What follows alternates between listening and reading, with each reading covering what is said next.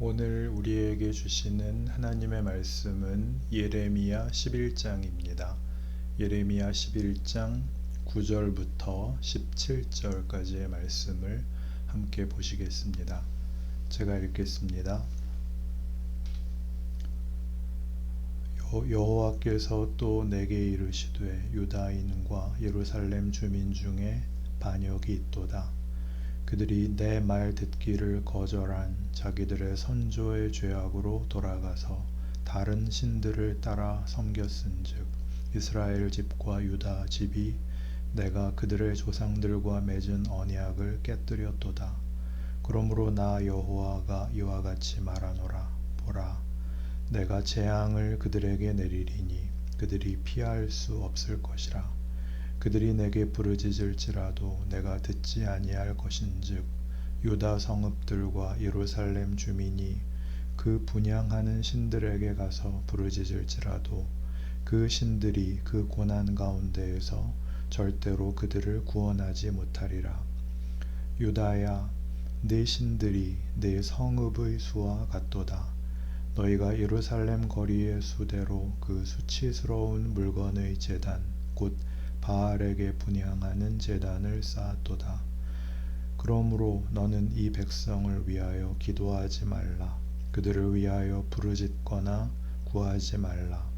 그들이 그 고난으로 말미암아 내게 부르짖을 때에 내가 그들에게서 듣지 아니하리라. 나의 사랑하는 자가 많은 악한 음모를 꾸몄더니 나의 집에서 무엇을 하려느냐? 거룩한 제물 고기로 내 재난을 피할 수 있겠느냐? 그때에 내가 기뻐하겠느냐? 여호와께서는 그의 이름을 일컬어 좋은 열매 맺는 아름다운 푸른 감람나무라 하였었으나 큰 소동 중에 그 위에 불을 피웠고 그 가지는 꺾였도다.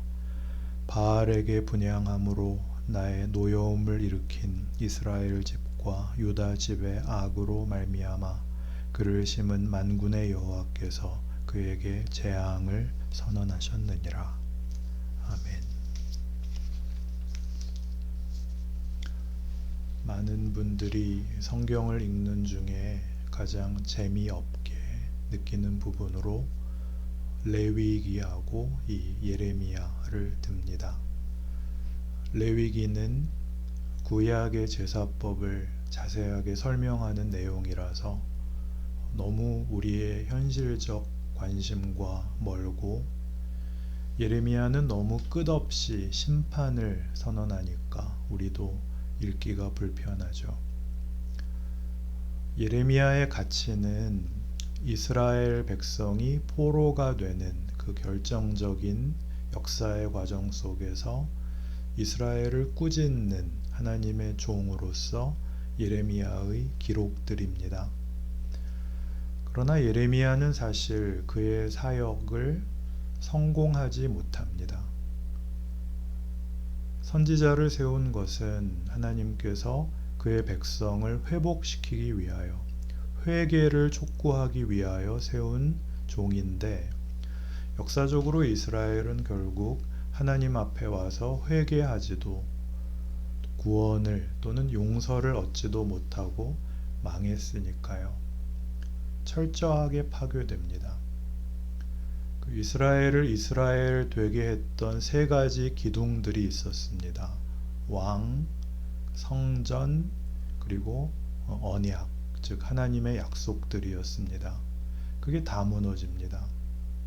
그리고 이방 나라에 모두가 포로가 되어 이스라엘이라는 나라 자체가, 남북 왕조 전체가 이렇게 남의 나라의 속국이 되고 괴멸되고, 이스라엘 백성은 바벨론에서 70년간 종살이를 하는 중에 자기네 나라 말까지 다 잊게 됩니다.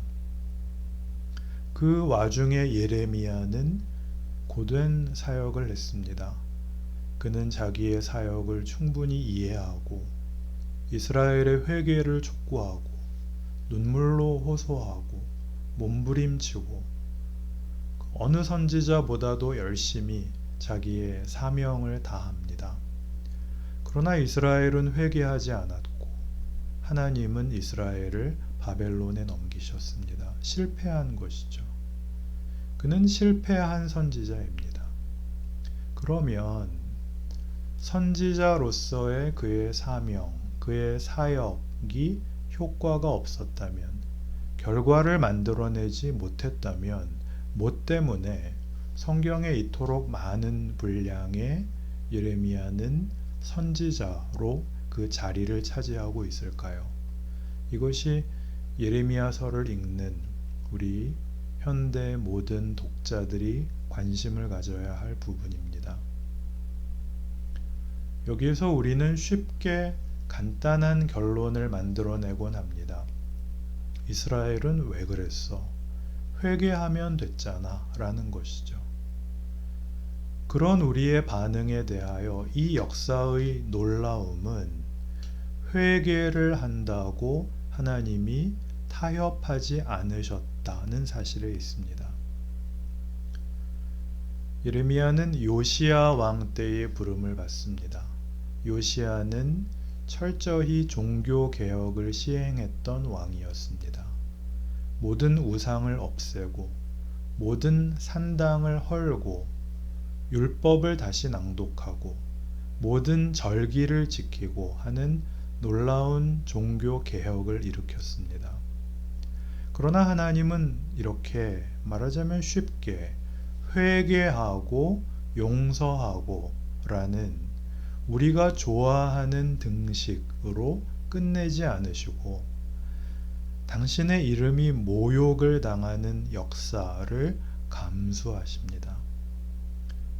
회개로 끝나지 않는다라고 얘기하는 것은 단지 하나님의 분노가 회개보다 더 크다 하는 얘기가 아니라 하나님이 우리에게 요구하시는 결과와 과정이 우리의 생각과 다르다, 크다, 깊다, 놀랍다 이렇게 깨우치라고 예레미야서는 말하고 있는 것입니다. 우리가 기독교 신앙을 회개와 용서의 쉬운 등식으로 이해하게 된 것은 아마도 우리가 경험한 지나간 부흥시대의 어떤 일들 때문에 그럴 것입니다. 어느 날 뜻밖의 곳에서 뜻밖의 회심과 뜻밖의 기적을 우리는 만나곤 했습니다. 하나님의 자녀들이 하루에도 몇백 명씩, 몇천 명씩 생기는 일들이 지난 30년간 한국교회에 있었습니다. 빚을 내서라도 새로 생기는 아파트 단지에 종교 부지만 얻어서 들어가면 천막만 쳐놔도 밀려오는 교인을 감당하기 어려웠답니다. 그때는 또 우리나라의 경제 부흥기와 맞물려서 그렇게 헌금들을 많이 했습니다. 돈이 많아서 헌금을 하는 게 아니라 힘에 지나게 했죠. 여러분 이거 이해가 되십니까? 전세 보증금을 빼서 건축 헌금을 했습니다. 하다 목사님 차를 사드리고 옷을 해드렸습니다. 그게 뭐 다만 복을 받겠다 그렇게만 했겠습니까? 하나님께 드리는 진심이었지요. 놀라운 일들이었죠. 예전에는 기도원에들 그렇게 잘 갔는데 가끔 기도원에 가보면 기도원에 온 사람들끼리는 신분과 이름에 상관없이 반가워했습니다. 그리고 자신의 감동을 다 털어놨습니다. 자기의 죄를 낱낱이 고백하고 그 감동을 함께 나누며 눈물을 짓곤 했습니다. 지금은 기도원에도 잘 안 가지만 가도 서로 절대 눈을 마주치지 않는답니다. 코로나 때문이 아니라 그 이전에 이미 그 현상이 나타났습니다. 모두 스스로를 감추고 사람 만나는 것을 기피하고 자기를 알아보는 것을 원치 않습니다. 왜 그럴까요? 우리가 누렸던 그 감동이 우리 인생을 다 해결해 주지 않았고 우리가 기대했던 하나님의 응답으로 우리에게 결과되지 않았기 때문입니다. 이게 현실입니다. 한국 교회가 인구의 25%가 신자다라고 큰 소리를 쳤던 그 시대에서 30년 만에 지금은 기독교인이라는 얘기를 아무 데서도 안 하고 철없는 몇 명 빼고는 기독교에 관한 것을 사람들 앞에서 밝히려고 들지 않는, 서로 숨기는 현실이 되었습니다. 그것은 무슨 신앙의 어떤 크기나 진정성의 문제가 아니라 그 감격과 그 경험과 그 진심과 그 소원을 갖고 있음에도 불구하고 우리가 겪게 된 부흥 이후, 감격 이후, 기적 이후의 실망 때문입니다.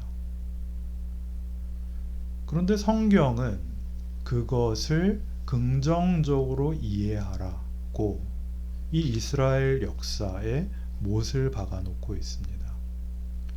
요시야의 회개, 개혁, 그것으로는 내가 원하는 결과에 못 미친다. 그런 것 갖고는 한번 울고 통곡하고 죄를 나열하고 용서를 구하는 그런 식으로는 못 넘어간다. 절망을, 비극을 겪어야 된다. 참담한 현실을 넘어서야 된다. 라고 하나님은 이스라엘 역사에다가 이렇게 묶어 놓으셨습니다.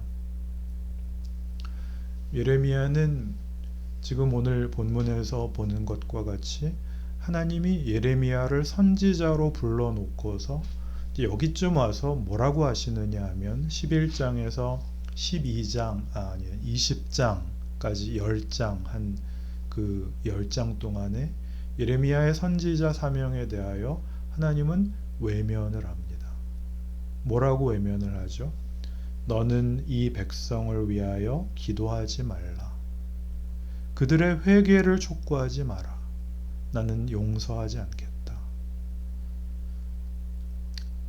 선지자를 세워놨다는 것은 처음에도 얘기한 것 같이 하나님이 이스라엘에 대하여, 그의 백성에 대하여 기대와 약속을 포기하지 않으셨다는 중요한 증거였는데, 근데 그에게 내린 명령은 이 백성을 위하여 기도하지 말라는, 그를 불러 하나님의 종으로 삼은 우리가 알고 있는 명분과 책임과 반하는 뜻밖의 명령으로 이어집니다. 그래서 20장에 가시면 이렇게 예레미야가 여기에 대하여 따지는 그런 장면이 있습니다. 20장 7절입니다. 여호와여, 주께서 나를 권유하심으로 내가 그 권유를 받았사오며 주께서 나보다 강하사 이기셨으므로 내가 조롱거리가 되니 사람마다 종일토록 나를 조롱하나이다. 내가 말할 때마다 외치며 파멸과 멸망을 선포하므로 여호와의 말씀으로 말미암아 내가 종일토록 치욕과 모욕거리가 됨이니이다. 우리말 성경의 번역은 이렇게 완곡하게 되어 있는데 원문은 조금 더 강합니다. 여호와여, 주께서 나를 속이셨으므로 내가 속았습니다. 나를 종으로 불러놓고 아무 결과도 허락하지 않으셨습니다.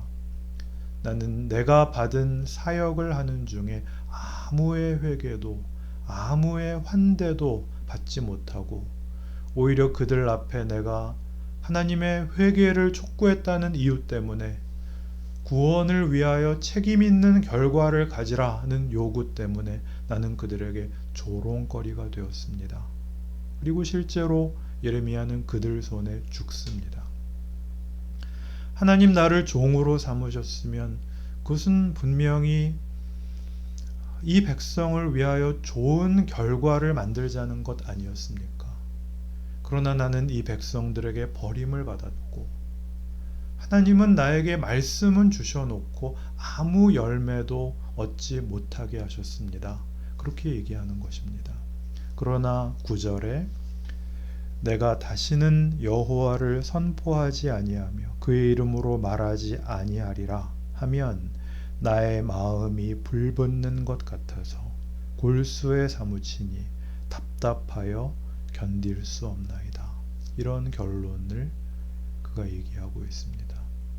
그러니 예레미야라는 선지자는 하나님 앞에서도 외면당하고 백성들 앞에서도 외면당한 하나님의 선지자로서 하나님의 뜻에 동참하며 백성들의 현실에 동참하는 이중적 모순과 충돌 속에서 갖는 내면의 갈등과 분열이 그로하여금 우리가 알고 있는 신앙의 어떤 경지, 하나님이 우리에게 만들려고 하는 어떤 자리에 들어가게 만들고 있는 것입니다. 예레미야서에서 가장 놀라운 점은 예레미야가 자신의 예언을, 자신의 사역을, 하나님의 말씀을 정확하게 전하는 기계적이고 무오한 어떤 순전성과 열심과 진심을 가지고 일을 한 것으로 평가되지 않는다는 점입니다. 요시야 통치의 중간 어간의 예레미야는 부름을 받았고 나중에 36장에 의하면 여호야김 4년에 그의 사역이 그가 이런 사역을 한 지 한 20년쯤 된 때에 말하자면 이 예레미야서를 씁니다.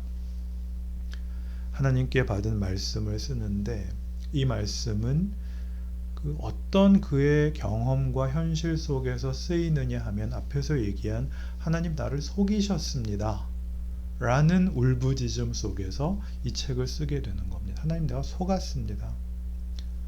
그는 고향이 아나돗인데 고향 사람들이 예레미야를 죽이려고 듭니다. 그렇게 배척당하고 그의 인생에 하루도 평안한 날이 없는 이 갈등, 이 고통, 하나님의 마음에 동참하여 이스라엘의 완악함을 고쳐야 되는데 그것이 불가능한 역사적 운명 앞에서 자기의 사역이 실패할 수밖에 없는 데에 자신이 있어야 하는 그 모든 고난 속에서 이 글을 씁니다. 그러니 이 글은 그가 가진 정당함, 그의 정직성, 그의 충성심들을 여기에 반영하고 있는 것이 아니라 하나님의 일하심에 이해할 수 없는 부분. 이럴 거면 뭐 때문에 나를 세웠습니까? 하나님은 뭘 회개하지 않을 백성을 위하여 이렇게까지 애를 쓰십니까? 그냥 확 죽여버리십시오 라는 마음, 반발. 그리고 이 백성의 한 사람으로서 자기의 백성들의 완악함과 배반에 대하여 분노하고 슬퍼하는 마음을 타협시킬 수 없는 그 자리에서 예레미야는 우는 것입니다. 그래서 예레미야 그러면 눈물의 선지자라고 합니다. 이 눈물은 어떤 진정성, 열심의 정점을 얘기하는 것이 아닙니다. 죽을 만큼 힘든데 죽을 수도 없는 그 자리에서의 원망과 분노입니다. 이 눈물은 해결이 없는 자리에 선 자가 할 수 있는 유일한 행동입니다. 우리의 기대와 한계를 넘어가는 우리가 아는 방법의 최선을 다한 그 정도보다 높은 하나님의 일하심을 담아내는 것이죠. 예레미야 선지자의 사명이고 그리고 현실입니다. 예레미야 1장에 그 예레미야가 하나님께 부르심을 받는 얘기가 나오는데 그 시작이 매우 의미심장합니다.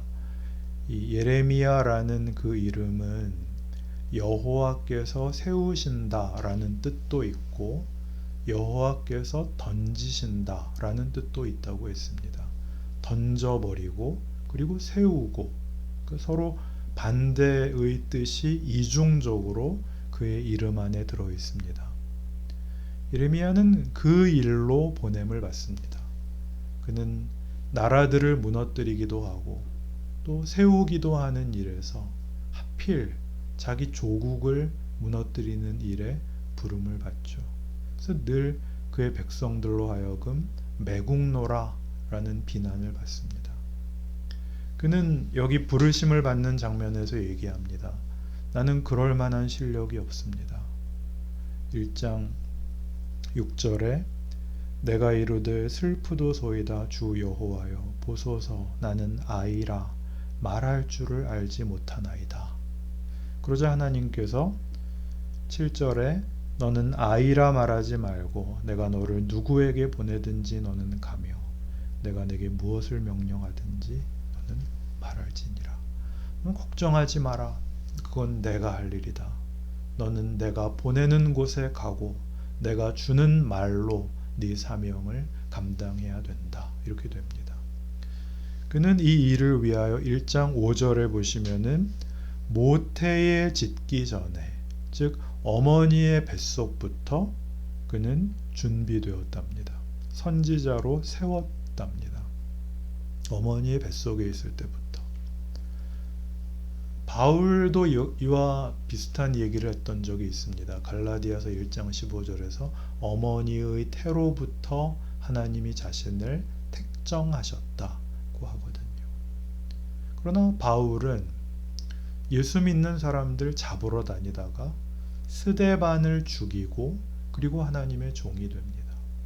스데반을 죽인 게 어떻게 하나님의 종이 될 수 있으며 복음의 사도가 될 수 있습니까?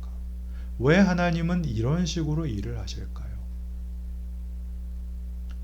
우리가 아는 것을 쌓아가지고는 하나님께 가지 못하기 때문에 우리가 쌓는 것을 하나님은 무너뜨리십니다. 그리고 그 무너진 자리에 하나님은 부활을, 기적을, 경의를, 하나님의 약속의 권능을 우리에게 보이십니다. 믿음이 요구되는 내용이죠. 그러니 예레미야의 이 모든 소명과 그에게 일어난 일이야말로 신자된 인생에 대한 가장 적합한 공감이 되어야 맞습니다. 기도를 했더니 모든 것이 다 되고 신실하게 살았더니 보상을 받고 이런 식으로 부름을 받는 게 아니라 스데반을 죽이고야 사도가 된 바울처럼 그리고 그의 사도 사역이 언제나 고난과 반대 속에서 고통을 겪어야 했던 것 같이 예레미야처럼 예레미야의 인생은 밖으로 보이는 것보다 더 크게 그의 심중에서 그의 믿음에서 그의 인간된 정체성에서 혼란과 분열 속을 그가 걸어야 했던 것처럼 우리는 우리의 기대와 우리의 비겁함, 우리의 타협, 기만을 넘어서야 됩니다. 쉽게 생각하는 걸 깨뜨리고 일어서야 됩니다. 우리가 기대하는 거, 예수를 믿었으니 쉽게 살게 해 주십시오. 거기가 하나님이 우리와 싸우시는 곳입니다. 하나님의 자녀가 된다는 것은 이 세상에 일어나는 어떤 조건 속에서라도 하나님이 하나님의 선하심과 복되심으로 역사하고 있다라고 믿는 것입니다. 순종하는 것입니다. 힘듭니다. 결코 누구에게 예수 믿어 사실은 이렇게 가볍게 권할 수조차 없습니다. 말을 하는 게 아니라 내가 그 길을 걸어야 됩니다. 어느 시대에나 하나님이 그 길을 하나님이 요청하는 그 길을 묵묵히 걷는 하나님의 증인들이 있어야 됩니다. 울어야 됩니다. 울고 버티고 이기셔야 됩니다. 하나님의 일하심을 입 다물고 순종하는 그것으로 보이셔야 됩니다. 그것이 역사가 증언하는 성경이 증언하는 하나님의 일하심이요, 그 방법이요, 우리에게 요구하시는 인생입니다. 아유, 그렇게 어려우면 누가 예수를 믿겠어요? 그렇게 얘기할 수 있습니다. 그러면 예수를 믿지 마시고 점쟁이한테 가십시오.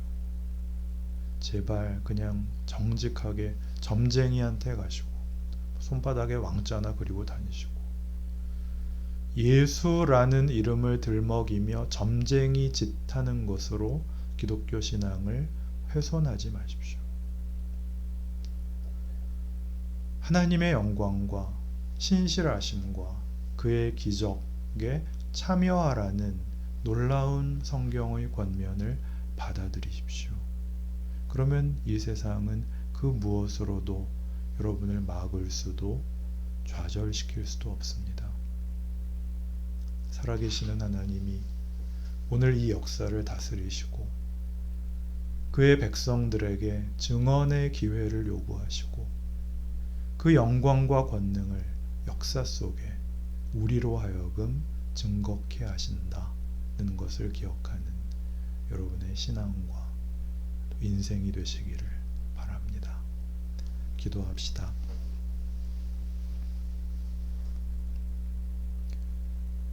하나님 아버지, 우리에게 하나님을 더 알게 하시고 하나님의 선하심과 권능이 이 세상의 모든 도전과 반항과 왜곡을 이기고 그 한가운데에서 부활과 생명과 진리와 승리와 기쁨을 만든다는 것을 기억하는 하나님의 사람으로 살게 하여 주옵소서. 그것은 우리의 복이며 고백이며 하나님의 부르심에 대한 정당한 반응입니다. 그 기쁨이 우리 하늘소망의 모든 교우들에게 있게 하여 주시옵소서. 예수님 이름으로 기도합니다. 아멘.